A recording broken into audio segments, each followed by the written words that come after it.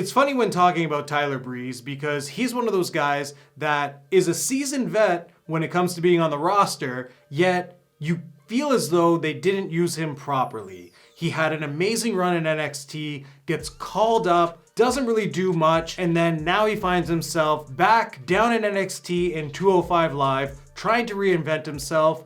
But really, he had a great character. They just didn't book him properly. So I'm John from the Midcard Maniacs, and today I'm going to talk about how Tyler Breeze should have been booked in his original call-up.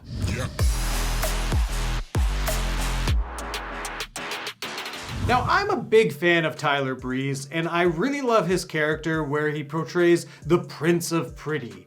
And in NXT, he did a great job making himself come off as this supermodel, using his selfie stick, and just like playing up as this like D-bag heel who thought he was better than everyone else because he looked better than everyone else.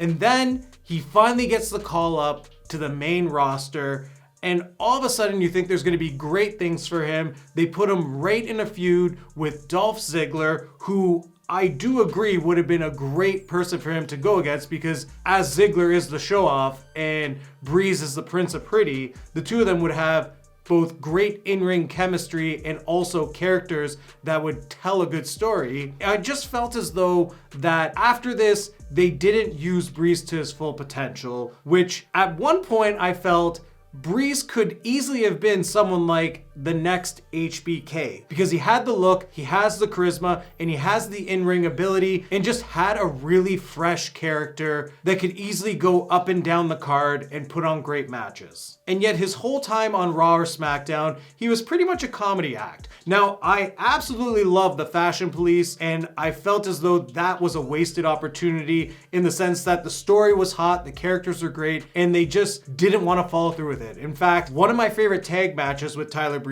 is when they were going for the titles and he was dressing up as like the janitor, the old lady, just rolling around in the ring. It was an absolute hilarious and entertaining match, but that's what his character was in WWE's eyes. He's a small guy who has the charisma to be all of these characters, yet they don't want to give him the proper push that he deserves.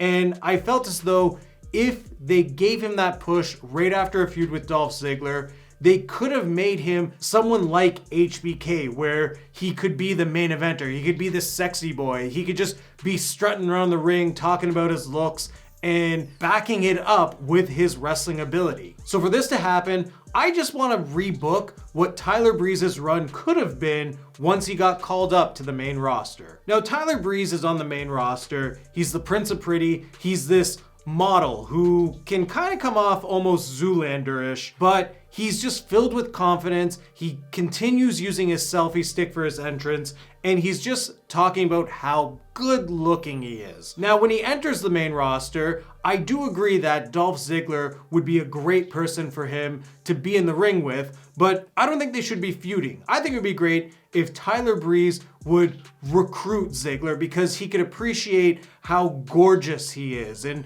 how much he is the show-off. He's like the ladies' man. And the two of them could actually create a really good tag team, which, like how Shawn Michaels had when he started his career, he had Marty Jannetty, and the two of them played off of each other, which I think Ziggler and Breeze could have recreated. The two would have a really strong run, even capturing the tag titles and potentially having quite the reign. But of course, all good things do have to come to an end, because with Tyler Breeze and Dolph Ziggler, you can show that tension of one wanting to be better than the other. And that's why I think Tyler Breeze could turn on Ziggler and actually cost them the tag titles, because he doesn't care about being a partner anymore. He would actually cost them the match by taking Ziggler out, creating that turn, leading up to a feud between the two of them. Now, with this feud, it would help elevate Breeze to the next level, but it's hard to make him come off as that WWE main eventer because of his size. Yes, he's great on the mic, he has that look, but in Vince's eyes, he'll never have that size to be a main eventer. So to solve this problem, the best thing to do would be give him a bodyguard. Give him someone who could be his Diesel. Now, around this time, it's 2014, 2015, and when you think about big people who could partner up with Breeze, not many come to mind. There are a few people on the indie circuit who could come to WWE if they wanted and have them become Tyler Breeze's muscle or bodyguard. And in fact, they were former WWE guys. I would choose between Cassius Ohno, aka Chris Hero, or Mason Ryan. The problem is, Ohno and Ryan are both gone from the company. So to get them back, WWE would have to put some real faith in putting them with Tyler Breeze. Now with Cassius Ohno, he has the size, he has the skill, but he doesn't necessarily have that look where he would fit the part for someone like Breeze, who is all about being a model, all about being sexy. And then on the other hand, you have Mason Ryan, who may not be the best wrestler, but he has that look. He's a big guy who can dominate in the ring and would serve as a strong bodyguard, the silent bodyguard type, for Tyler Breeze. Just everyone has to get over the fact that he was Batista 2.0. So in this case, I want to take Mason Ryan, put him in a suit, make him look really fresh, and just have him be the muscle for Tyler Breeze. And the way that Breeze gets through a lot of his matches